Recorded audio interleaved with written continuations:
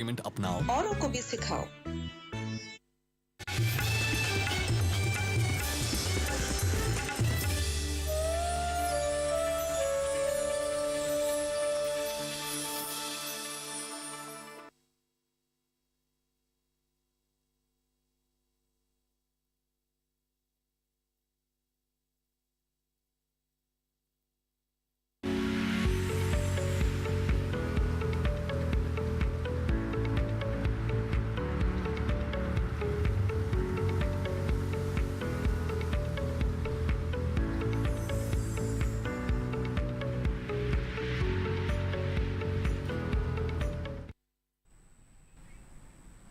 नमस्कार, आप देख रहे हैं दूरदर्शन किसान कार्यक्रम हेलो किसान में आप सभी का स्वागत है। मैं हूं आपके साथ मोनालिसा। शाम के 6 बज चुके हैं, लेकर हाजिर हैं हम कार्यक्रम हेलो किसान, जिसमें कृषि जगत से जुड़े हुए अहम विषय हम आपके लिए लेकर आते हैं और विशेषज्ञ मेहमानों से उस पर होती है विस्तार से चर्चा।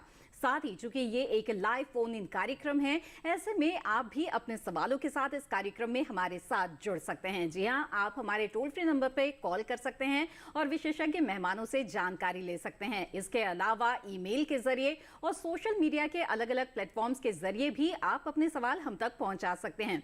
तो आइए आपको सबसे पहले बता दें आज के विषय के बारे में।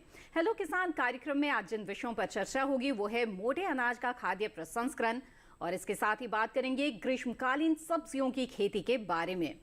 तो बेहद अहम ये विषय है जिस पर विस्तार से चर्चा करेंगे। आप अपने सवाल पूछ सकते हैं जो कि इन विषयों से जुड़े हुए हैं। आप नोट कर सकते हैं हमारा टोल फ्री नंबर जिस पर आप हमें कॉल कर सकते हैं। हमारा टोल फ्री नंबर है 1800-113060 और इसके साथ ही 1800-113061 पर आप कॉल कर सकते हैं। ये टोल फ्री नंबर है, यानी कि कॉल करने के दौरान आपको किसी तरह का पैसा नहीं लगना है, लेकिन इस बात का ध्यान जरूर रखें कि बातचीत के दौरान टीवी की आवाज बंद रखें और सीधे फोन लाइन के जरिए बातचीत करें। इससे बातचीत में रुकावट नहीं आती है। आगे बढ़ते हैं, बता दें आपको हमारा ईमेल आईडी। जी हां, हमारा ईमेल आईडी आप नोट कर ले, जिसके जरिए आप अपने सवाल हमें भेज सकते हैं। hellokisan2015@gmail.com पर आप सवाल लिखकर भेज सकते हैं, लेकिन इसके साथ ही जरूर इस बात का ध्यान रखें कि अपना नाम और स्थान भी जरूर लिखें। आइए आगे बढ़ते हैं और हमारे विशेषज्ञ मेहमान जो है हमारे साथ जुड़ गए हैं, उनका परिचय आपसे करवा देते हैं। हमारे साथ इस वक्त डॉक्टर शालिनी गौड़ मौजूद हैं, वरिष्ठ वैज्ञानिक खाद्य विज्ञान एवं फसलोत्तर प्रौद्योगिकी संभाग IRI पूसा नई दिल्ली से। आपका बहुत बहुत स्वागत है इस कार्यक्रम में। साथ ही इस वक्त हमारे साथ जुड़े हुए हैं डॉक्टर TK बेरा, निदेशक हैं भारतीय सब्जी अनुसंधान संस्थान बनारस उत्तर प्रदेश से। आपका भी बहुत बहुत स्वागत है इस कार्यक्रम में। तो आइए हेलो किसान कार्यक्रम में चर्चा की शुरुआत करते हैं। और डॉक्टर गौड़, सबसे पहले आपसे मोटा अनाज, जिसे कि अब श्री अन्न का दर्जा मिल चुका है, तो इसके बारे में बात करते हैं। सबसे पहले इस कार्यक्रम में हम आपसे श्री अन्न की अहमियत के बारे में जानना चाहेंगे। जी, जैसा कि आप नाम से ही ज्ञात कर पा रहे हैं कि मोटा अनाज को अब श्री अन्न के नाम से सुशोभित किया गया है। वो कारण यही है कि ये जो अनाज थे, इनको वाकई में एक महत्व देना चाहिए, क्योंकि पोषण की गुणवत्ता इनमें बहुत ही अधिक है, वातावरण के अनुकूल हैं, इनमें कीट की समस्या या फिर उसको उगाने में काफ़ी ज़्यादा लागत की ज़रूरत नहीं होती। तो इसीलिए इनको इज्जत का दर्जा देने के लिए हमने इनको माननीय प्रधानमंत्री जी ने इनको श्री अन्न घोषित करवाया है और बहुत ही अहम भूमिका निभाते हैं कई सारे जनसंख्या के वर्गों की पोषण ज़रूरत पूरा करने में। जी बिल्कुल, खाद्य सुरक्षा के साथ साथ पोषण सुरक्षा भी बेहद ही महत्वपूर्ण है और इस मकसद को पूरा करते हैं ये श्री अन्न, जिन्हें हम मोटा अनाज या पोषक अनाज या कदन्न भी कहते हैं या फिर मिलेट्स भी कहते हैं। तो इनके बारे में आज हम विस्तार से चर्चा करेंगे। आइए उससे पहले नजर डाल लेते हैं इस रिपोर्ट पर।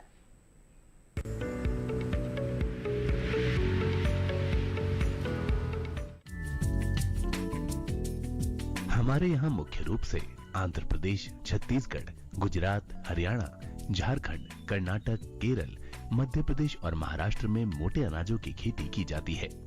इनके अलावा उड़ीसा, पंजाब, राजस्थान, तमिलनाडु, तेलंगाना, उत्तराखंड, उत्तर प्रदेश और पश्चिम बंगाल में भी मोटे अनाज उगाए जाते हैं। मोटे अनाजों में बाजरा, ज्वार, रागी, कांगनी, कोदो, कुटकी, चीना, सांवा, ब्राउन टॉप मिलेट, टेफ मिलेट और फोलियो मिलेट आते हैं। लोगों के खान पान की आदतों में आए बदलाव और स्वास्थ्य कारणों से मोटे अनाजों से बनाए जा रहे खाद्य उत्पादों की मांग भी तेजी से बढ़ रही है। ऐसे में मोटे अनाजों का प्रसंस्करण कर कई तरह के उत्पाद बनाकर लाभ कमाया जा सकता है। महिलाएं स्वयं सहायता समूह बनाकर मोटे अनाज से कई तरह के उत्पाद बना सकती हैं। जौ, बाजरा और रागी से बिस्किट, चिप्स और नमकीन आदि बना सकते हैं। मोटे अनाज से छोटे बच्चों के लिए भी भोजन बनाया जा सकता है। मोटे अनाज में मूल्य संवर्धन करके इनसे रोटियां भी बनाई जा सकती हैं और इन रोटियों को करीब 6 महीने तक इस्तेमाल किया जा सकता है। ज्वार से चॉकलेट, मफिन्स, पानी पूरी, बर्फी और समोसा बना सकते हैं, तो बाजरे से मुठिया, लड्डू और रागी से बालूशाही और पकौड़ी बनाई जा सकती है। मोटे अनाज से अलग अलग उत्पाद बनाने के लिए आप नई नई तकनीकों का इस्तेमाल कर सकते हैं। शुरू में व्यवसाय की शुरुआत छोटे स्तर पर करके बाद में बाजार मांग के अनुसार व्यवसाय का विस्तार किया जा सकता है। पोषक तत्वों से भरपूर मोटे अनाज न सिर्फ आपकी सेहत को दुरुस्त करते हैं, बल्कि किसानों की आमदनी को बढ़ाने में भी मददगार साबित होते हैं।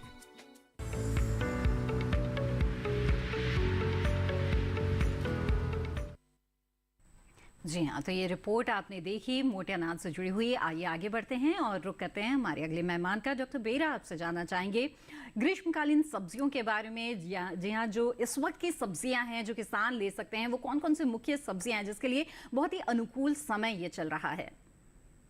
हाँ जी, जो अभी बात कर रहे थे कि जो ग्रीष्मकालीन सब्जी जो है, अभी जो किसान भाई लोग गेहूं उसको अपने कटाई कर चुके हैं, उनके बाद सब्जी लगाना जरूरी हो जाता है, क्योंकि सब्जियों में जो आप बात कर रहे थे कि हमने न्यूट्रिशन जो पोषक तत्व के भरपूर है उसको इस्तेमाल करने के लिए और आमदनी बढ़ाने के लिए, अपनी इनकम बढ़ाने के लिए सब्जी एक महत्वपूर्ण इसमें फसल विविधीकरण में जरूर लेना चाहिए। उसके अभी तक गर्मी की बात हो रही है, तो गर्मी में हमने जैसे कद्दू वर्गीय जो बेल वाली सब्जी आप है, लौकी, करेला, तोरी, छप्पन कद्दू, खरबूजा, पेठा, ये सब हम अभी ले सकते हैं। उसके साथ साथ आपने भिंडी जो है हमारे अभी जो लगा सकते हैं किसान भाई, वो भी लगा सकते हैं। और लोबिया जो है अभी एक अच्छे फसल है जिसमें अच्छी आपको आमदनी दे सकती है और अच्छे इनकम भी हो सकती है। तो ये उसके साथ साथ कभी आप सोचे होंगे कि कोई साग वाली सब्जी लगाना है तो चौलाई भी आप सकते हैं। उसके साथ साथ अभी बहुत सारे जो ऑक्सीजन वेराइटीज है उसको भी लगा सकते हैं। जैसे हमने अभी बताया पालक की हमने वो बहुत अच्छा वेराइटी किया है। मूली का भी अभी कुछ वैरायटी है जो हाइब्रिड है हमने बनाया है, जिसको भी आप इस्तेमाल कर सकते हैं। तो ये सब जो खेती आप उसमें कर सकते हैं। इसके लिए किसान भाई सब अभी जो अपना जो जमीन है उसको अच्छे से तैयारी करना जरूरी हो गया है। बिल्कुल, तो किस तरह से खेत की तैयारी करनी है और फसल प्रबंधन किस तरह से करेंगे आगे, इसके बारे में विस्तार से बातचीत करेंगे। आइए उससे पहले नजर डाल लेते हैं रिपोर्ट पर।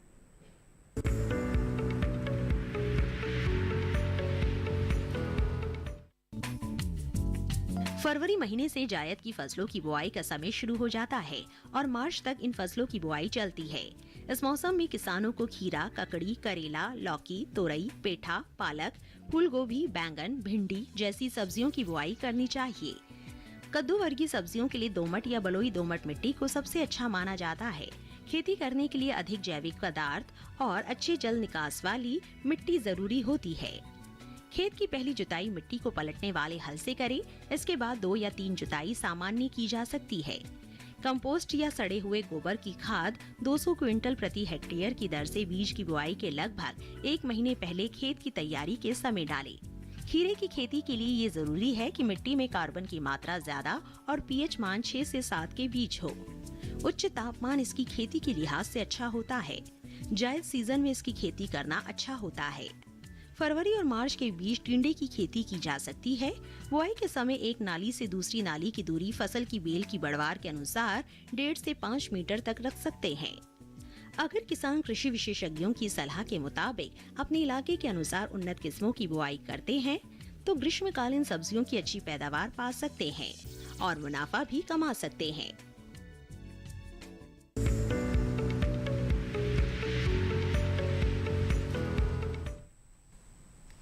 आइए हेलो किसान कार्यक्रम में आगे बढ़ते हैं और चर्चा को आगे बढ़ाते हुए डॉक्टर गौड़ आपसे जानना चाहूंगी कि कार्यक्रम की शुरुआत में ही आपने बताया कि मोटा अनाज यानी कि ये जो श्री अन्न है इनकी क्या अहमियत है। अब जानना चाहेंगे कि वो कौन कौन से अनाज है जो इस श्रेणी में आते हैं और पौष्टिकता की दृष्टि से इनमें किस तरह के गुण पाए जाते हैं।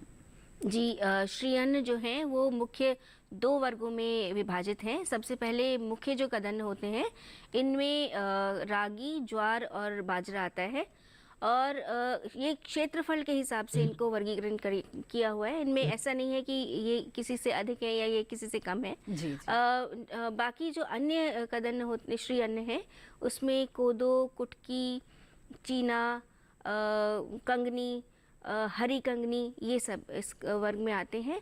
और अगर हम इनके पोषण मूल्य की बात करें तो इन सभी में रेशे की मात्रा काफ़ी अधिक है और काफ़ी सारे प्रतिऑक्सीकारक गुण है, बीमारियों से लड़ने की क्षमता है, रेशा काफ़ी अधिक है और साथ ही खनिज पदार्थ काफ़ी ज़्यादा मात्रा में होते हैं। जी जी बिल्कुल। तो ये तमाम गुण हैं जो इनमें पाए जाते हैं और अच्छी सेहत के लिए ज़रूरी है कि जो श्री अन्न है यानी कि मोटा अनाज है उन्हें हम अपने भोजन में शामिल करें और इसके लिए ज़रूरी है कि किसान भी इसकी खेती को ज़ोर शोर से अपनाएं, जो कि इस वक्त हम देख रहे हैं कि हो रहा है।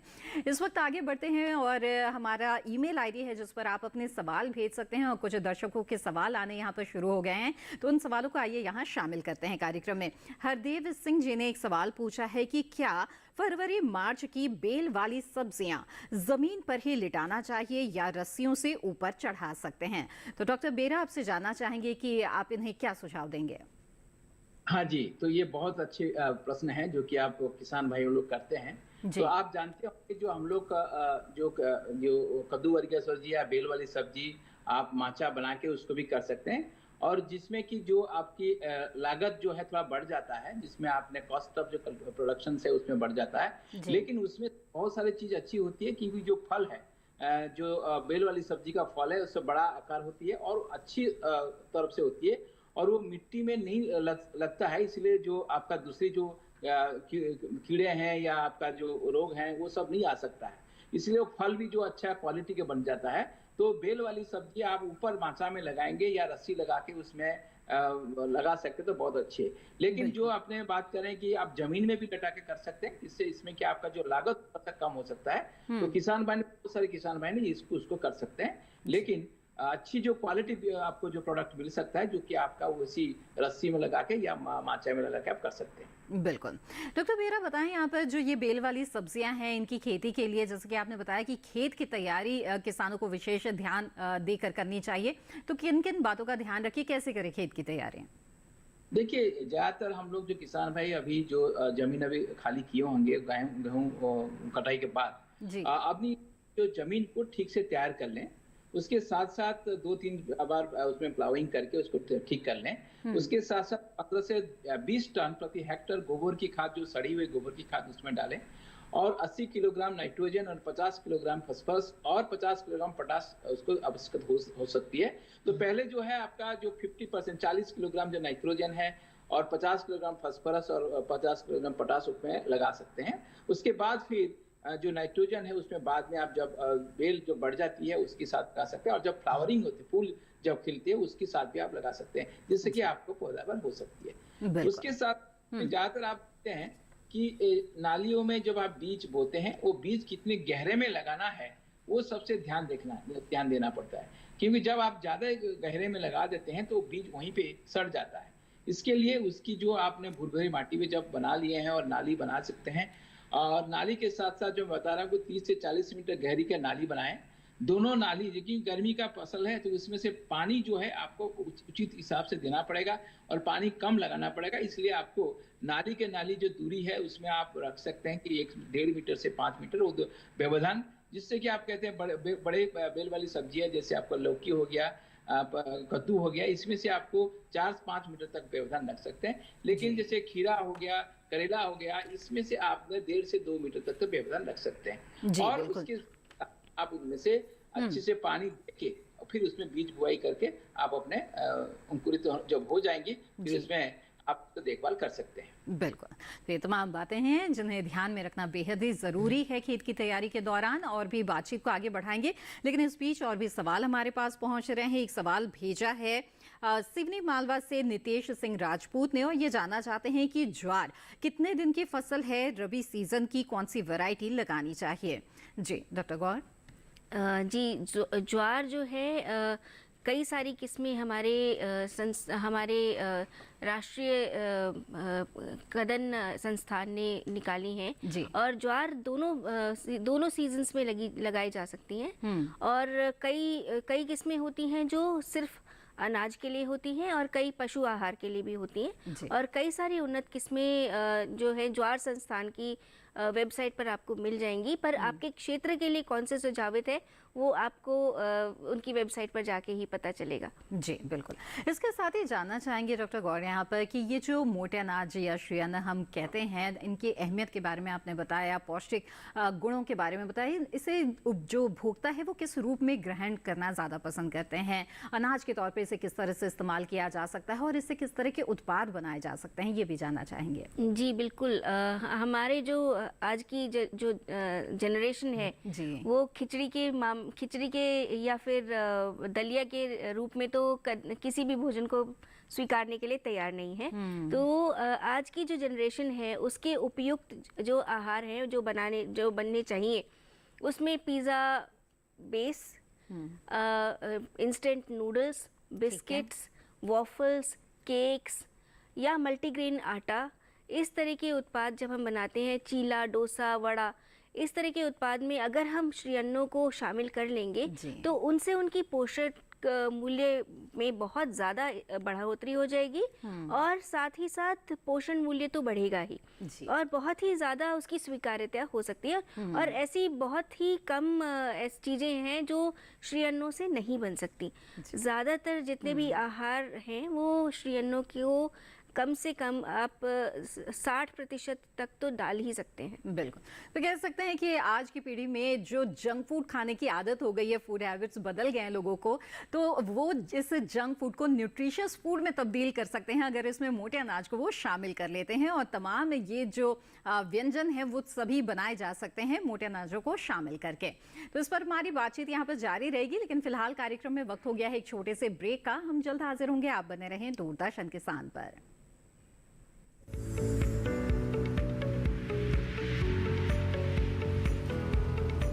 अरे भाई सुना नहीं क्या, केसीसी ने किसानों का जिंदगी बदल दिया है। देश के छोटे किसान 1,60,000 रुपए तक का कर्ज बिना किसी गारंटी को ले पाएंगे। ब्याज खोरों से भी पीछा छुटा। मैं तो जैविक खेती का पूरा सामान मंगा लिया, केसीसी का भी कोई दबाव नहीं है। ब्याज चुकाने के लिए पूरा 1 साल मिलता है। समय पर भुगतान करने पर केवल 4% के सालाना ब्याज पे लोन मिल गया मुझे। अपना आधार कार्ड, लेटेस्ट फोटो और जमीन के कागजात लेके अप्लाई करो बस। और नामांकन भरने के लिए जेब भी ढीली नहीं करनी पड़ी।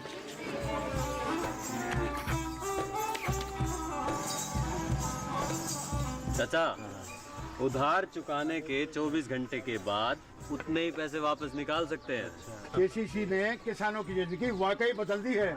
तो आप भी किसान क्रेडिट कार्ड अपनाएं और सहजता से ऋण पाएं।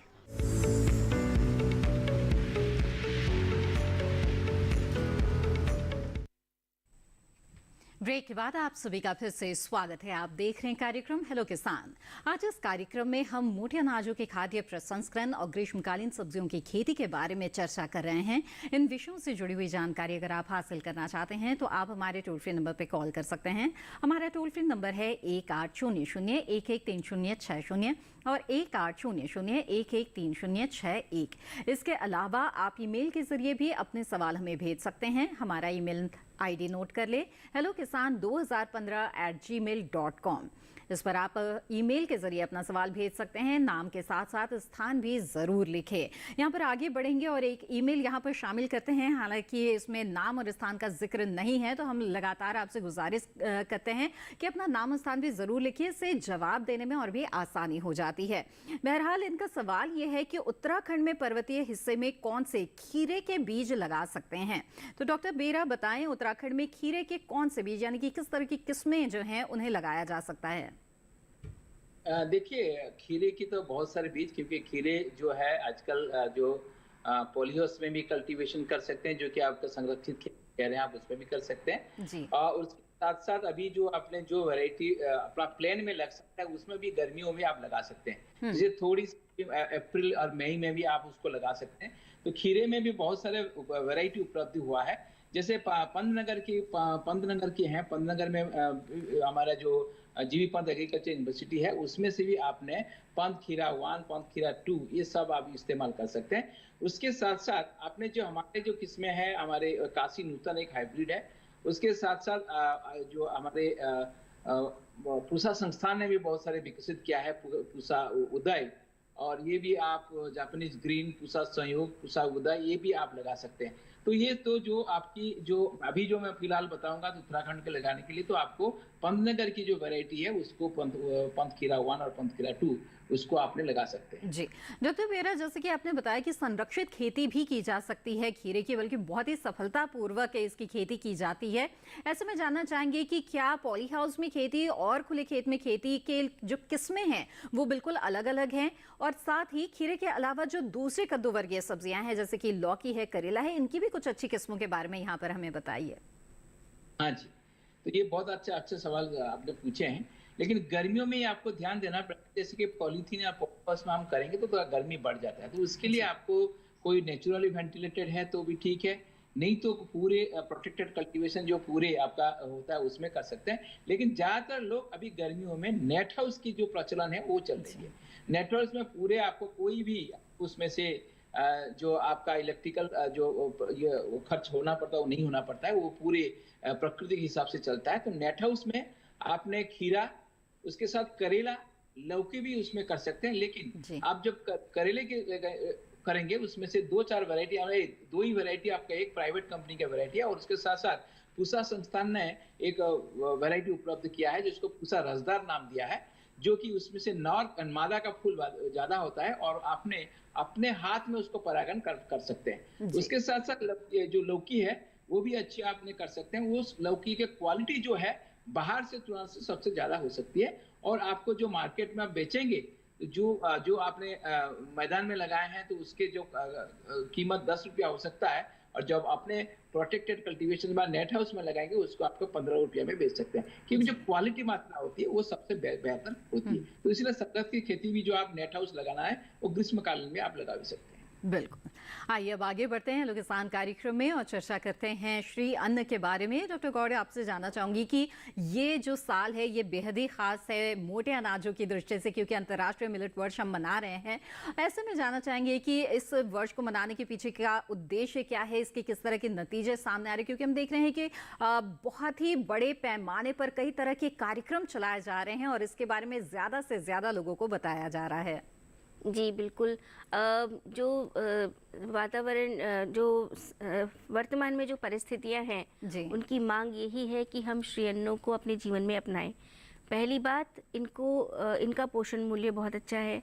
दूसरी बात, ये क्लाइमेट स्मार्ट है। जैसे कि वातावरण में तब्दीलियां आ रही हैं, मौसम हिसाब से नहीं चल रहा है, काफ़ी सारे परिवर्तन हो रहे हैं मौसम में, हमें पता नहीं चल रहा है कभी ज़्यादा गर्मी हो रही है, कभी बारिश कम हो रही है, सीजन्स चेंज हो रहे हैं। तो मौसम का जो बदलाव है उसको झेल पाने की क्षमता इन श्री अन्नों में बहुत ही अच्छी है। ये काफ़ी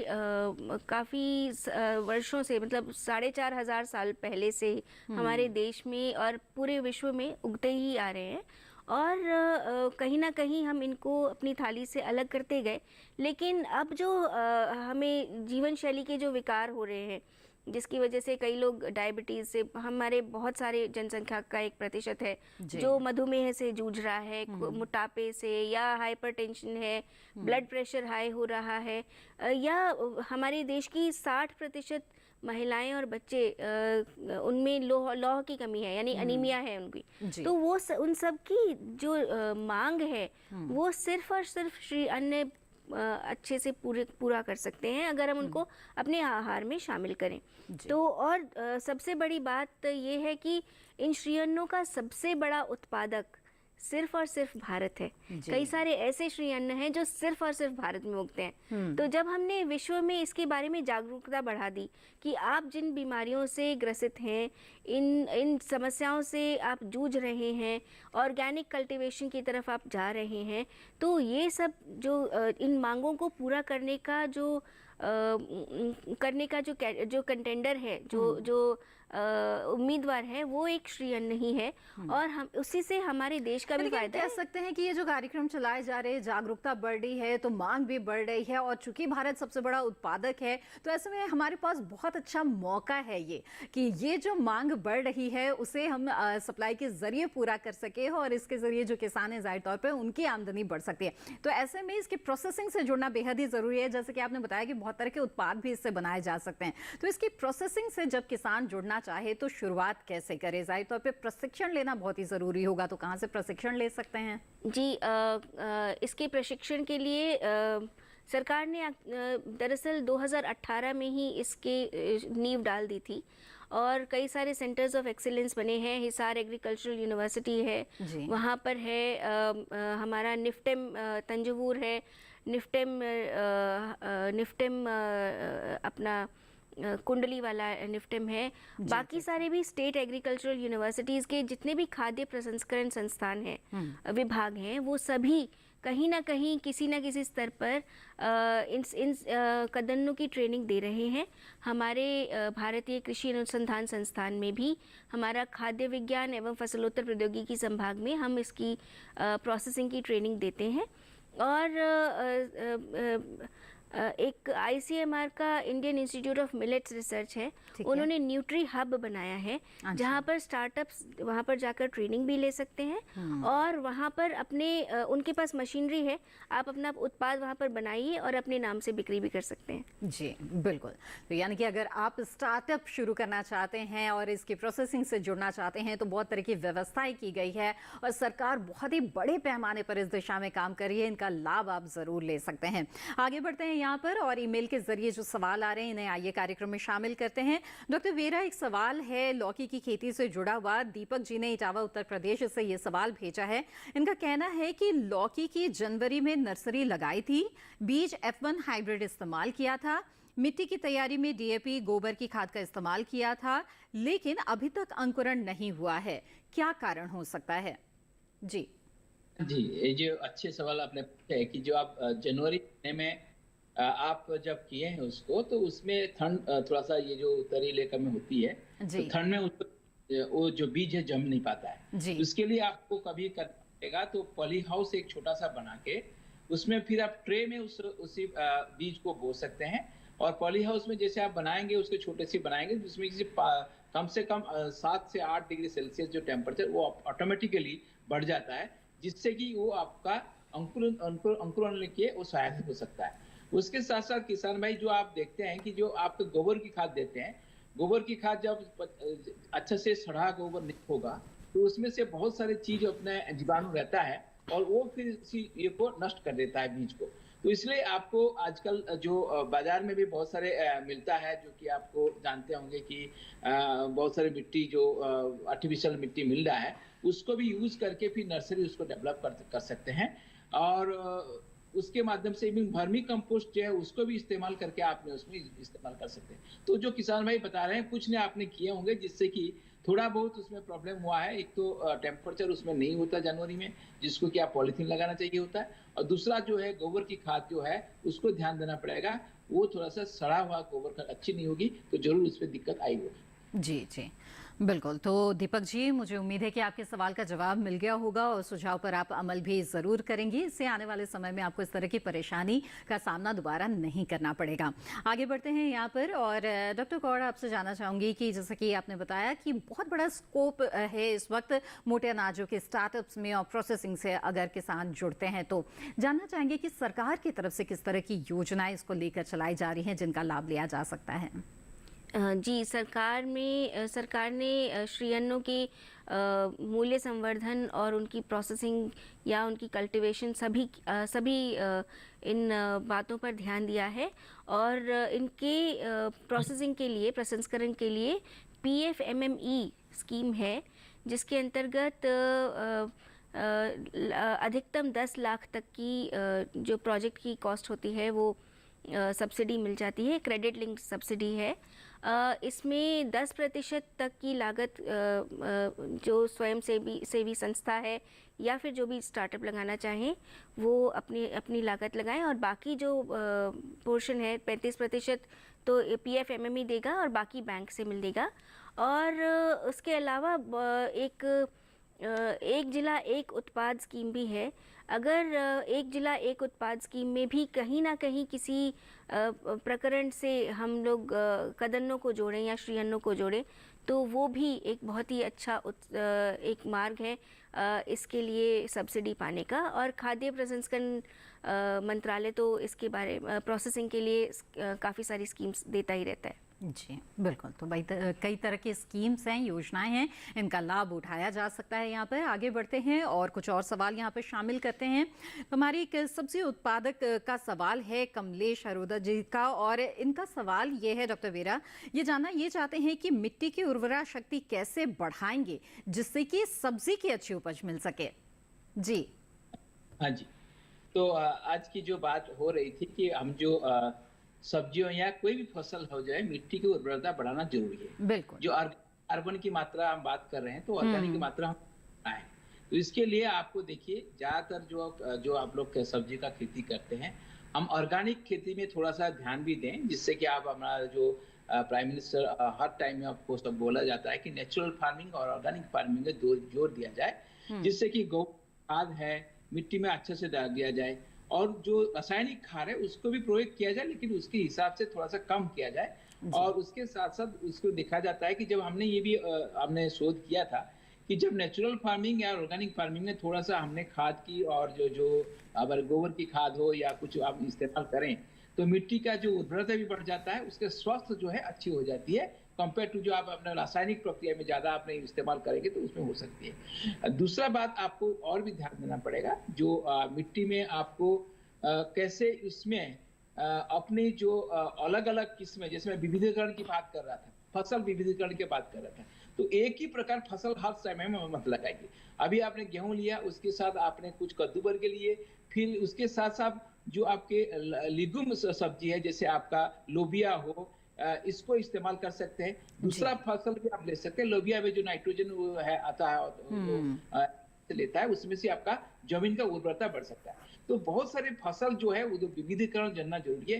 एक ही आपका जो एरिया है उसमें एक ही प्रकार सब्जी या एक ही प्रकार दूसरे क्रॉप ना लगाए, और उसके विविधीकरण लगाना जरूरी है, जिससे कि आपका मिट्टी और हो सकता है। दूसरी बात होती है जो हमने ढैंचा लगाते हैं, और बहुत सारे चीज लगाते हैं, जैसे आपको बरसात में है आप ढैंचा लगाइए, ढैंचा लगा के उसको जैसे 45 डेज या 50 डेज हो जाता है ढैंचा, उसको मिट्टी में मिला दीजिए और वो उसी में सड़ के फिर वो अपना नेचुरल खाद हो सकता है और उसकी उर्वरता भी बढ़ सकता है। तो ये जो किसान भाई बता रहे हैं कि उसको आप जरूरी है कि आप इसको ज्यादा ध्यान देना पड़ेगा, जिससे कि आपको सब्जियों हो या किसी भी फसल में ज्यादा उत्पादन मिल सकता है। जी जी बिल्कुल। आइए अब कार्यक्रम में आगे बढ़ते हैं और डॉक्टर कौर आपसे जानना चाहूँगी कि किसी भी तरह की चीज़ को जब हम पकाते हैं या उससे कुछ बनाते हैं तो कई बार ये कहा जाता है कि उसके जो पोषक तत्व हैं उनमें कमी हो जाती है, उसका ह्रास हो जाता है, और मोटे अनाजों को इसीलिए ही प्रमोट किया जा रहा है ताकि इससे पोषक जो तत्व हैं वो हमें मिल सकें। तो ऐसे में इससे जब उत्पाद बनाते हैं तो क्या उपाय अपनाया जा सकता है जिससे कि पोषक तत्वों का ह्रास ना हो? जी बिल्कुल। कदन्नों को या श्रीअन्नों को पकाने का एक अलग ही तरीका है, अलग बहुत ज़्यादा अलग नहीं लेकिन थोड़ा अलग तरीका है। सबसे पहले जो इनमें जो अधिकतम विटामिन और खनिज हैं वो बाहर के छिलके में हैं। तो जब हम इनको भिगोकर या फिर सेला चावल जैसे बनाते हैं ना, तो पारबॉइलिंग करके या भिगो के या फिर स्प्राउटिंग कर लें, इसकी अंकुरीकरण कर लें और फिर सुखाकर भून के इसको अगर हम अपने खाने में अपनाएंगे तो इससे उसकी पाच्यता बढ़ जाती है और जितने पोषक तत्व हैं वो थोड़े ज़्यादा मात्रा में हमारा शरीर उसको ले पाएगा। दूसरा, इसमें जो प्रोटीन की गुणवत्ता है उसको और भी ज़्यादा अधिक बढ़ाने के लिए इनको दालों के साथ मिलाकर खाने में फ़ायदा है। तो जैसे बांधने के लिए, क्योंकि इनमें इनकी प्रोटीन जो है उनमें ग्लूटन नहीं होता, यानी आराम से बंध नहीं पाता। जैसे गेहूं का या मैदा है वो उसमें लोच होती है उसके आटे में, इनमें लोच नहीं है, रेशा थोड़ा ज़्यादा है। तो उसकी कमी को पूरा करने के लिए बेसन या कुछ ऐसी दालें जैसे उड़द की दाल बांधने वाली होती है, तो उसके लिए ये ट्रिक्स हैं कि एक तो उससे जो उसकी खाने की संरचना है वो अच्छी हो जाएगी, और दूसरा इसकी प्रोटीन की गुणवत्ता भी बहुत अच्छी हो जाती है। जी बिल्कुल। और ऐसे में जाहिर तौर पर ये सारे कार्य करने के लिए और बनाने के लिए मशीनों की ज़रूरत पड़ सकती है, तो किस तरह की मशीनों की आवश्यकता पड़ती है इसके प्रसंस्करण के दौरान? जी, अगर हम प्री प्रोसेसिंग की बात करें, यानी कि सीधे खेत से जब हम लेके आते हैं तो बहुत सारे डंठल, पत्थर, दूसरी अनाज या फिर पत्ते वगैरह आ जाते हैं, मिट्टी आ जाती है। तो सबसे पहले जो है इनकी सफाई के लिए डीस्टोनर, एस्पिरेटर, थ्रेशर एक ही मशीन में कंबाइंड होता है, वो उसमें इसकी सफाई कर ली जाती है जी। उसके बाद, क्योंकि अगर कुछ भी कंकड़ पत्थर गया आगे की स्टेप्स में तो फिर वो दरदरापन आएगा या मशीन के पार्ट्स को वो खराब करेगा। उसके बाद इसका जो छिलका होता है, ऊपरी परत, वो निकालना होता है। तो उसके लिए एक पर्लिंग मशीन होती है, यानी डीहस्कर, उसमें इसको डाला जाता है, उससे उसका ऊपर का छिलका जो है वो अलग हो जाता है और दाना निकल आता है। इसके बाद इसकी पॉलिशिंग की जाती है, जिससे जो है एक सूजी जैसा आपको रवा मिल जाएगा, और हर एक कदन्न से या श्री अन्न से ये सूजी जैसा रवा मिल सकता है। इसके बाद में या तो इस सूजी को आप ऐसे ही प्रयोग कर लें, या इन दानों को पीस लें तो ये आटा हो जाएगा।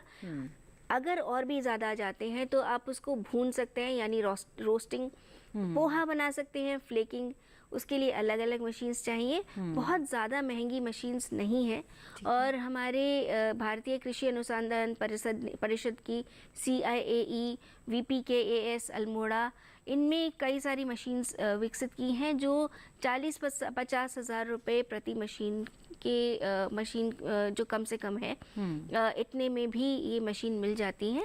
और क्लस्टर अगर बना लेते हैं, स्वयंसेवी संस्था जो है, समूह बना लेते हैं, वहाँ पर जाके वो अपना प्रसंस्करण कर सकते हैं। बिल्कुल, तो इस विषय पर भी आगे विस्तार से हम चर्चा करेंगे, लेकिन फिलहाल कार्यक्रम में वक्त हो गया है एक और छोटे से ब्रेक का। हम जल्द हाजिर होंगे, आप बने रहें दूरदर्शन किसान पर।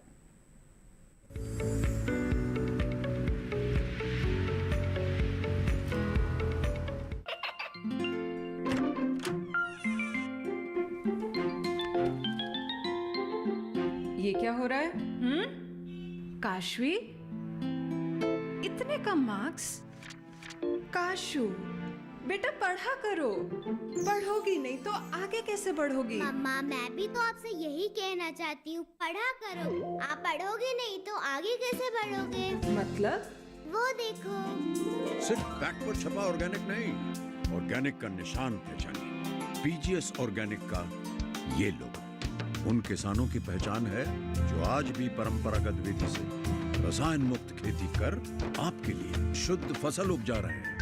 अब समझे मम्मा, अगर मैं प्योर ऑर्गेनिक फूड नहीं खाऊंगी तो अच्छे मार्क्स कहाँ से लाऊंगी? अच्छा बच्चों, जैविक खेती की इस मुहिम को आगे बढ़ाइए, शुद्ध ऑर्गेनिक अपनाइए।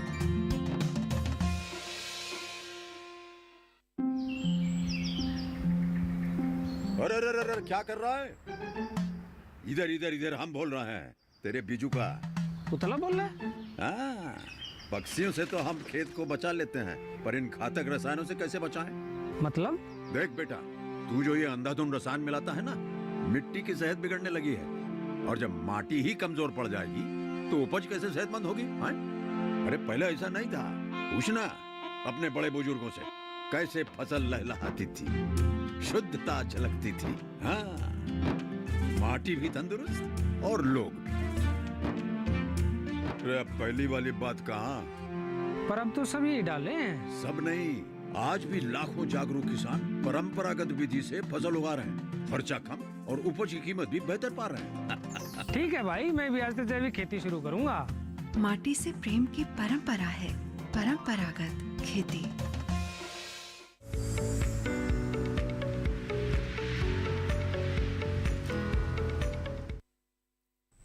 ब्रेक के बाद आप सभी का फिर से स्वागत है। आप देख रहे हैं कार्यक्रम हेलो किसान। आज इस कार्यक्रम में हम ग्रीष्मकालीन सब्जियों की खेती के बारे में और साथ ही मोटे अनाजों के खाद्य प्रसंस्करण के बारे में चर्चा कर रहे हैं। इन विषयों के बारे में जानकारी हासिल करने के लिए आप ईमेल के जरिए भी अपने सवाल हम तक पहुंचा सकते हैं। हमारा ईमेल आईडी है hellokisan2015@gmail.com। यहाँ पर आगे बढ़ते हैं और ईमेल के जरिए जो सवाल हमारे पास पहुंच रहे हैं इन्हें कार्यक्रम में शामिल करते हैं। दीपक जायसवाल जी ने सवाल पूछा है कि लौकी की खेती में फलों के पीले होकर सूखकर गिरने की समस्या हो रही है, इसे कैसे ठीक करें? डॉक्टर बेरा बताएं। देखिए, लौकी का जो हम खेती करते हैं तो हमने एक आपको बताएं कि जो कहाँ कितने पौधे आप लगाए हैं। जी। पहले जो है परपरागन होती है, तो आपने 10 या 5-15 पौधे लगाए होंगे तो जरूरी इसमें जो परपरागन जो होता है वो परागन ठीक से नहीं हो पाती है, जिससे कि छोटे से फल होती है और फिर गिर जाती है। क्योंकि ये परागन जब से ठीक नहीं होगा तो फल भी जो आपका देखिए उसमें 2 चीज आती है, एक तो है नर फूल आता है और मादा फूल आता है। तो दोनों अलग अलग इस एक ही पौधे में दोनों अलग अलग जगह में होते हैं। तो जब नर का परागन नहीं होगा तो डेफिनेटली वो जो फ्रूट्स बनती है मादा का, छोटी छोटी फ्रूट आती है, वो फिर वो सूख के गिर जाते हैं। तो एक तो ध्यान देना है। दूसरा ध्यान देना पड़ता है कि जब आपने कोई ठंड का मौसम में ज्यादातर आपने लगा दिया उसको, मतलब जो लौकी लगाए हैं, तो उसमें भी आपका जो नर फूल नहीं आती है, जिससे कि वो परागन भी नहीं हो पाता है। क्योंकि जितना ठंडा पड़ेगी, जितनी ठंड होती है उसी में से, तो ये सब जो चीज को ध्यान देना पड़ेगा, उसी हिसाब से उसमें आपने उसको कर सकते हैं। लेकिन ज्यादा कम आप कुछ लगाए हैं तो उसमें आसपास में कभी जो है मधुमक्खी का छत ये रख सकते हैं, जिससे कि परागन जो है अच्छी हो सकती है और उसमें भी आपको फिर पैदावार दे सकती है। तो इसको सब ध्यान दे के अभी कभी हमने जो कम पौधे लगाए हैं इसमें खुद अपने आप परागन भी कर सकते हैं। नर का फूल तोड़ के फिर मादा का उसकी जो ऊपर लगाएं और उसमें फिर परागन होते फिर फल बढ़ जाती है। तो ये सब ध्यान देना। और दूसरा चीज होती है, जब आप छोटे फल होती है उसमें फल मक्खी भी आते हैं और जिसमें कि आप देखते होंगे कि उसमें छेद बन जाता है, उस छेद अंदर ही जाके फिर अपना खाना खा के उसको खाते हैं और फिर वो पूरे फल को सड़ा देते हैं। तो ये भी कभी कभी होता है, लेकिन इस मौसम में ज्यादातर नहीं दिखाई देता है। अभी जो मौसम है परागन की थोड़ा सा प्रॉब्लम हो सकती है और इसके आपको ज्यादातर ध्यान देना पड़ेगा। बिल्कुल। तो दीपक जी, जाना आपने आपकी समस्या का कारण क्या हो सकता है और निदान क्या होना चाहिए। उम्मीद है कि सुझाव पर आप अमल जरूर करेंगे। आगे बढ़ते हैं, कुछ और सवाल यहाँ पर लेते हैं। एक सवाल भेजा है हरिमोहन पाल जी ने और ये जानना चाहते हैं बाजरे की अच्छी किस्म के बारे में। डॉक्टर गौर बताएं, बाजरे की कुछ अच्छी किस्में? जी, बाजरे की कई किस्में हमारे देश में प्रचलित हैं। एक अगर हम जैव संवर्धित किस्मों की बात करें तो PL6, AHP6, फूले महाशक्ति, धन शक्ति, ये किस्में हैं। इसके अलावा पूसा संस्थान ने कुछ किस्में रिलीज़ की हैं। P312, P664 वगैरह काफ़ी सारी प्रजातियां हैं जो बाजार में जिसके बीज उपलब्ध है। जी, और इन्हें किसान अपना सकते हैं और अच्छी पैदावार हासिल कर सकते हैं। लेकिन अच्छी पैदावार हासिल करने के साथ साथ अगर आप मूल्य संवर्धन पर भी गौर करें, ध्यान दें, इन्हें अपनाएं तो मुनाफा कहीं ज़्यादा हो सकता है। और इसके लिए डॉक्टर गौर, जैसे कि आप बता रही थी कि समूह में अगर काम करें तो ज़्यादा अच्छा हो सकता है। क्लस्टर बना ले या स्वयं सहायता समूह बना ले या फिर FPO पर भी इस वक्त काफ़ी जोर दिया जा रहा है। तो ये जो मिलेट से जुड़े हुए FPO हैं, इन्हें किस तरह से बनाया जा सकता है और इसके जरिए अगर काम करते हैं तो कितना फायदा है इसमें? जी, सबसे अधिक फ़ायदा ये होता है कि जब भी स्वयं सहायता समूह में काम करते हैं तो प्रति व्यक्ति 40,000 रुपये की वित्तीय सहायता जो है प्रति सदस्य को दी जाती है अपना कार्य अपने प्रोजेक्ट को लॉन्च करने के लिए। ठीक है। उसके अलावा जब हम एक समूह में काम करते हैं तो हर एक की अलग अलग विशेषताएं हैं। कुछ लोग हैं जो मार्केटिंग के एंगल को देखेंगे, कुछ जो हैं जो लिंकेजेस बनाएंगे, कुछ जो बहुत अच्छी पैकेजिंग कर सकते हैं, कुछ लिंकेजेस जो हैं वो जो है प्रोसेसिंग के ऊपर, जैसे हमारी महिलाएं जो हैं वो उनमें उनके अंदर ही इतनी निपुणता है कि कुछ भी उत्पाद उन्हें दे दें और उसका एक बहुत ही स्वादिष्ट उत्पाद वो बना सकती हैं। तो जब एक साथ समूह में काम करते हैं तो कहते हैं ना कि एकता में बहुत सारी अनेकता विविधता भी आती है, विविधीकरण भी होता है, और बहुत सारी जब बहुत सारे दिमाग एक साथ लगते हैं तो एक सक्सेसफुल वेंचर ये निकल के आता है। और वित्तीय सहायता के लिए भी जब भी स्वयं सेवा समूह जाते हैं तो बैंक भी बहुत आसानी से लोन दे देता है। और PMFMME स्कीम में तो ये वित्तीय सहायता की जरूरत हो तो बहुत ही आसानी से मिल जाता है, प्रोजेक्ट तैयार करना आसान हो जाता है, और खास तौर पे मार्केटिंग की जो एक बड़ी समस्या किसानों के सामने अक्सर होती है, उससे जुड़ी हुई जो समस्याएं हैं वो भी हल हो जाती है जब एक साथ मिलकर काम करते हैं। तो जरूर ध्यान रखिए कि अगर आप इसके प्रोसेसिंग से जुड़ना चाहते हैं तो बेहतर है कि FPO के साथ पहले जुड़े और इसके साथ इस कार्य को शुरू करें, तो इसमें काफी लाभ है। आगे बढ़ते हैं डॉक्टर बेरा, आपका मैं रुक करना चाहूंगी। और जैसे कि चर्चा के दौरान आपने बताया लोबिया की खूबियों के बारे में, न सिर्फ किसानों के लिए ये मुनाफे की सब्जी है बल्कि जो मिट्टी है उसकी उर्वरा शक्ति के लिए भी अच्छी है। तो ऐसे में इसकी खेती के बारे में हमें कुछ और जानकारियां दीजिए, कुछ अच्छी किस्मों के बारे में बताइए, और खेती के दौरान किन बातों का ध्यान रखिए ताकि अच्छी पैदावार मिल सके। देखिए, गर्मियों में जो आपने अभी जो हम लोबिया की बात कर रहे हैं उसकी बहुत गर्मियों में ज्यादातर जो हम लोग ठंड में जो लेगुम वाली सब्जी होती है, ये ज्यादातर जैसे पी है, गार्डन पी है, मटर जो है, उसके बाद जब गर्मियों में यहाँ पे मटर खत्म हो जाती है तब ये लोबिया के आ जाती है। तो लोबिया में आप देखते होंगे, लोबिया भी जो आपकी जो प्रोटीन कंटेंट है वो हमको जरूर जो हमको बहुत अच्छा काम देती है और इसको खाना जरूरी है। उसके साथ साथ मैंने जैसे बताया सॉइल का जो मिट्टी का उर्वरता भी बढ़ाता है। उसके साथ साथ लोबिया में हमारे जो बहुत सारे संस्थान है उसमें काम कर रहे हैं, हमारे जो भारतीय सब्जी अनुसंधान संस्थान, उसमें से दो वैरायटी डेवलप किया है। एक तो है काशी कांचन और काशी निधि। ये काशी निधि और काशी कांचन ये बहुत सारे मात्रा में पूरे देश में कम से कम 30 से 40% लोग जो किसान भाई हैं उसको इस्तेमाल करते हैं। उसको हमने प्राइवेट कंपनी को भी लाइसेंस दिया गया है, जिससे कि अंकुर सीड्स जो है उसको वीएनआर सीड से उसको लिया है और उसके साथ साथ उसके सीड प्रोडक्शन करके किसान भाइयों को देते हैं। इसमें मैं एक बात आपको बताऊं कि जो हम लोग इससे लोबिया की बात करते हैं, लोबिया की जो बात करते हैं उसमें से आपको पानी का जो मात्रा है कम लगता है, जिससे कि गर्मियों में आपको कम पानी में भी उसको आप उगा सकते हैं। और दूसरा है कि जो इस सब्जियों में ज्यादातर हम लोग देखते हैं कि कम समय में अच्छी उपज ले सकते हैं और फसल विविधीकरण में इस सबसे महत्वपूर्ण भूमिका निभाता है।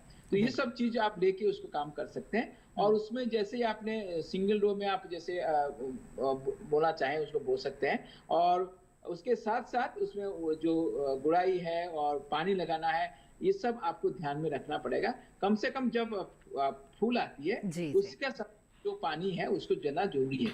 पहले तो आपने उसको बोने के टाइम में आप देखना है कि पहले पानी देके जब उसमें मिट्टी ठीक समय आ जाती है फिर उसके बाद उसको बुआई करिए। जर्मिनेशन हो जाएगी, फिर अभी इतना जल्दी पानी देने का कोई आवश्यक नहीं है, लेकिन फूल जब आती है उसमें से आपको देना जरूरी है। और हर टाइम में उसको हार्वेस्टिंग करना भी बहुत जरूरी है, क्योंकि ये आहिस्ता आहिस्ता आते रहेगी और नया नया फल आते रहेंगे और उसको आपने तोड़ के फिर उसको मार्केट में दे सकते हैं। जी, तो ये सब तो लोबिया के साथ ही और भी जो अन्य ग्रीष्मकालीन सब्जियां हैं उनके बारे में और इसके साथ ही श्री अन्न के खाद्य प्रसंस्करण के बारे में बातचीत यहाँ पर जारी रहेगी। लेकिन फिलहाल कार्यक्रम में वक्त हो गया है एक और छोटे से ब्रेक का। आप बने रहें दूरदर्शन किसान पर।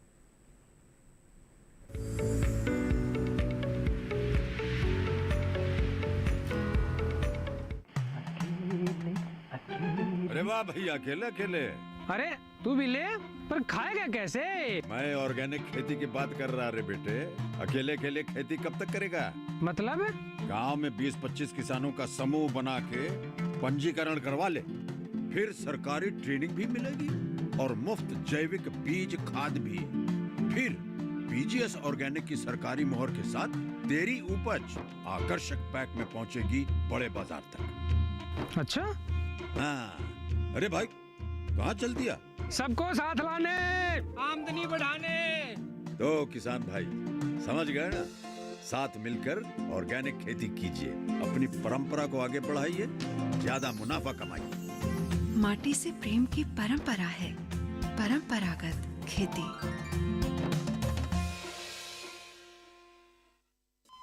अरे सुन तो। मुझे क्या सुनाना चाहते हो? जो सुनाओ मेरी सौतन को। किसको? अरे वही तुम्हारा मोबाइल फोन जिससे सुबह शाम दिन रात चिपके रहते थे और कहते थे किसान कॉल सेंटर से बातें हो रही हैं। अच्छा ये बात है। हाँ क्यों, क्या हुआ, अब बात नहीं होती क्या? अब तो झट से बात हो जाती है। ऐसा क्या? हाँ, अब तो ज्यादा लाइनें और खास तकनीक के कारण खेती के माहिरों से तुरंत बात हो जाती है। और अगर कभी लाइन व्यस्त हो तो अपनी समस्या फोन पर रिकॉर्ड करा दो, वहाँ से फोन आ जाता है और समस्या की हल का मैसेज भी आ जाता है। ये देखो आ गया। अरे वाह, इसका मतलब इंतजार की घड़ी अब खत्म। हाँ। तभी मैं सोचूं कि आजकल मुझ पर इतना प्यार क्यों आ रहा है। कृषि संबंधी समस्याओं का अपनी भाषा में तुरंत हल पाने के लिए पूरे भारत में किसी भी फोन से हेल्पलाइन नंबर पर संपर्क करें। किसानों का दोस्त किसान कॉल सेंटर।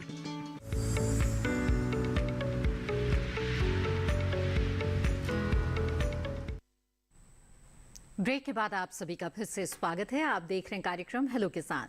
आज इस कार्यक्रम में हम मोटे अनाजों के खाद्य प्रसंस्करण के बारे में और साथ ही ग्रीष्मकालीन सब्जियों की खेती के बारे में बातचीत कर रहे हैं। इन विषयों के बारे में जानकारी हासिल करने के लिए आप हमारे टोल फ्री नंबर पर कॉल कर सकते हैं या फिर ईमेल के जरिए भी अपने सवाल आप भेज सकते हैं। हमारा ईमेल ID है hellokisan2015@gmail.com। बातचीत को आइए यहाँ पर आगे बढ़ाते हैं। और डॉक्टर बेरा, मैं आपसे जानना चाहूंगी कि कार्यक्रम की शुरुआत में ही आपने बताया था कि कई ग्रीष्मकालीन सब्जियों के अलावा कुछ ऑफ सीजन की भी सब्जियां हैं जिसे किसान ले सकते हैं, जैसे कि मूली या फिर पालक। तो ऑफ सीजन में लेने के लिए इनकी क्या कोई अलग से किस्में हैं जिनका चुनाव करना चाहिए और इसकी खेती के दौरान किन बातों का ध्यान रखें?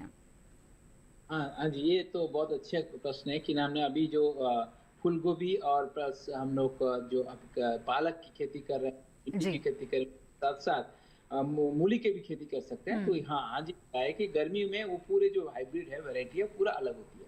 इसमें से हमने भारतीय सब्जी अनुसंधान संस्थान ने एक पूसा जो काशी बारहमासी करके एक सब्जी किस्में उत्पादन किया है, जिससे कि आप कभी भी इसमें लगा सकते हैं। अभी मार्च अप्रैल तक भी आप लगाएंगे तो मई जून तक भी उसकी आपको पत्ता मिल सकता है। दूसरा चीज है, हमें उसको ऐसे दिखाएं कि जब गर्मी में होता है कि ज्यादातर दूसरे जो पालक है उसमें से बीज आ जाती है, मतलब फूल आ जाता है और बीज आ जाते हैं। तो ये जो वैरायटी है जो हमारे पास है इसमें से ये फूल नहीं आती है, तो उसमें से आपको पत्ता 2 से 3 टाइम उसको हार्वेस्ट कर सकते हैं। उसके साथ साथ मूली में भी एक हम हाइब्रिड डेवलप किया है जो कि गर्मियों में जो उसका आप लगा सकते हैं। और इस वैरायटी को अभी हमने उत्तर प्रदेश सरकार के द्वारा उसको ये किया है, रिलीज किया है। जब ये नोटिफाइड हो जाएगी तो उसको भी आप हमको हाइब्रिड को इस्तेमाल कर सकते हैं। बहुत सारे किस्में हैं जो कि फूल गोभी में है, बहुत सारे प्राइवेट कंपनी के भी सीड है और हमारे पूसा संस्थान ने जो अर्ली वैरायटी निकाला है उसको भी हम इस्तेमाल कर सकते हैं, जिससे कि ऑक्सीजन आपका ले सकते हैं। लेकिन ये ध्यान आपको किसान भाई लोग देना पड़ेगा कि जो आप लोग उसमें उगाते हैं इसमें आपको ध्यान देना है कि कम से कम जितने कम है अपना जो रासायनिक जो खाद है या रासायनिक जो आपका केमिकल्स के इसको जो पेस्टिसाइड्स के इसका इस्तेमाल करना जरूरी है। क्योंकि इस समय जो भी वैरायटी हम देंगे उसका जो रेजिस्टेंस होना चाहिए और उसी हम आगे करेंगे तो आपको जो ये रासायनिक जो पेस्टिसाइड आपको इसको कम इस्तेमाल करना है। तो इसलिए तो कम से कम रसायनों के इस्तेमाल से गुणवत्ता युक्त उत्पादन हासिल करना चाहिए। बहुत अच्छी जानकारियां डॉक्टर बेरा आपने हमें इस कार्यक्रम के दौरान दी और लगातार आप हमारे साथ जुड़े रहे। आपका बहुत बहुत धन्यवाद। जी, तो आइए हेलो किसान कार्यक्रम में अब आगे बढ़ते हैं और एक और ईमेल यहाँ पर शामिल कर लेते हैं। एक सवाल भेजा है नारायण सिंह जी ने और ये जानना चाहते हैं कि मोटे अनाज का बीज कहाँ से प्राप्त करें, बिहार में अगर प्राप्त करना चाहते हैं या फिर ऑनलाइन अगर मंगवाना चाहते हैं तो क्या इनके पास विकल्प हैं? डॉक्टर गौर जानना चाहेंगे कि क्या आप इन्हें जवाब देना चाहेंगे? जी, बिहार में हमारा पूसा संस्थान का एक सेंटर है, तो पूसा बिहार में है, वहाँ पर आप बीज ले सकते हैं। इसके अलावा नेशनल सीड्स कॉरपोरेशन में हमेशा बीज मिलते ही हैं। बाकी अगर एक कुछ पर्टिकुलर विशेष वैरायटी उनको चाहिए तो जैसे जैव संवर्धित वैरायटी है तो ICAR का जो IIMR है, Indian institute of millet research Hyderabad, वहाँ से विशेष प्रजातियां भी पा सकते हैं। इक्रिसैट हैदराबाद में भी बहुत सारी बाजरे की वैरायटीज़ हैं, वहाँ से धन शक्ति का बीज इनको मिल जाएगा। जी जी बिल्कुल डॉक्टर कौर, इसके साथ ही ये भी जानना चाहेंगे कि आपने बताया हमें कार्यक्रम के दौरान कि किस तरह से आप संस्करण कर सकते हैं, तरह तरह के उत्पाद बनाया जा सकता है मोटे अनाजों से, लेकिन ये ज़्यादा समय तक ठीक रहे, खाद्य योग्य रहे, इसके लिए जब पैकेजिंग करते हैं तो उस वक्त किन बातों का ध्यान रखें? जी जी जी प्रत्येक उत्पाद के लिए अलग विशेष पैकेजिंग की ज़रूरत होती है। जैसे अगर हमने मान लिया कि हमने कदन्नों से या श्री अन्नों से नमकीन बनाई, ठीक है, तो जब हम नमकीन बना रहे हैं तो नमकीन किन चीज़ों से खराब होती है? पहले तो नमी से खराब होगी, या रोशनी से खराब होगी, या अधिक तापमान से, या फिर ऑक्सीजन से। जैसे कि तो उसके लिए हम क्या करेंगे, जो पैकेजिंग होगी, पैकेज होगा, उसको हम ओपेक बनाएंगे, यानी कि उससे लाइट रोशनी आर पार नहीं जानी, रोशनी आर पार ना रहे, ठीक है, उसमें ऑक्सीजन की मात्रा कम रहे, तो पूरी ऊपर तक आप पैक कर दीजिए, या वैक्यूम पैक कर दीजिए, सबसे अच्छा ये रहेगा वैक्यूम पैक, नहीं तो नाइट्रोजन सील करेंगे। अगर आप बिस्किट बना रहे हैं तो बिस्किट में भी नमी बनानी है, तो नमी को ना आए, तो इसलिए जो आपका पैकेजिंग मटेरियल है वो इस प्रकार का हो कि उसमें से पानी की नमी की आवाजाहट कम हो, तो उसके लिए विशेष उसके वर्ग होते हैं पैकेजिंग के, और ओपेक रहे, यानी कि पारदर्शी ना हो, ठीक है, और साथ में बिस्किट ना टूटे, तो उसके लिए ट्रे जैसे लगती है। तो अलग अलग उत्पादों के लिए अलग अलग पैकेजिंग है, लेकिन पैकेजिंग के साथ में इसमें लेबल लगाना भी सबसे महत्वपूर्ण काम जो है, जो सबसे अलग रहेगा। जैसे बिस्किट की पैकिंग है तो मैदा के लिए, माफ कीजिएगा, यहाँ पर आपको रोकना पड़ेगा, समय की कमी है। आपने बहुत अच्छी जानकारियां हमें कार्यक्रम के दौरान दी और बताया कि मोटे अनाजों का क्या महत्व है और प्रसंस्करण के जरिए किसानों को कितना लाभ हो सकता है। आपका बहुत बहुत धन्यवाद हमारे साथ जुड़ने के लिए। तो विस्तार से जाना आज आपने ग्रीष्मकालीन सब्जियों की खेती के बारे में, और साथ ही जो श्री अन्न है उनके प्रसंस्करण के जरिए आप किस तरह से मुनाफा कमा सकते हैं इसके बारे में। आगे बढ़ते हैं और कल के विषय के बारे में आपको बता दें। हेलो किसान कार्यक्रम में कल जिन विषयों पर चर्चा होगी वो है महिलाओं का कृषि में योगदान। तो इस खास विषय पर कल के कार्यक्रम के दौरान चर्चा होगी, जिसमें आप सवाल पूछ सकते हैं। ईमेल के जरिए आप अपने सवाल हम तक पहुंचा सकते हैं। हमारा ईमेल आईडी है hellokisan2015@gmail.com। इसके अलावा सोशल मीडिया के अलग अलग प्लेटफॉर्म्स के जरिए भी आप हमारे साथ लगातार जुड़े रह सकते हैं, जिसके जरिए आपको कार्यक्रम की जानकारी भी मिल सकती है और आप सवाल भी पूछ सकते हैं। फेसबुक, इंस्टाग्राम और ट्विटर हैंडल टीवी स्क्रीन पर इस वक्त फ्लैश किए जा रहे हैं। इसके अलावा आपको बता दें कि दूरदर्शन किसान के कॉल सेंटर नंबर पर भी आप कॉल कर सकते हैं। हमारा टोल फ्री नंबर है 1800-113060। सोमवार से शनिवार सुबह 6 बजे से रात 10 बजे के बीच कॉल करके आप अपने सवाल दर्ज करा सकते हैं। हेलो किसान कार्यक्रम को आप दूरदर्शन किसान के यूट्यूब चैनल पर भी देख सकते हैं और तमाम जानकारियां दोबारा हासिल कर सकते हैं। इसके लिए टीवी स्क्रीन पर दिखाए जा रहे इस QR कोड को स्कैन करें। इसी के साथ हेलो किसान की आज की कड़ी में बस इतना ही। हमें दीजिए इजाजत। आप बने रहें दूरदर्शन किसान पर। नमस्कार।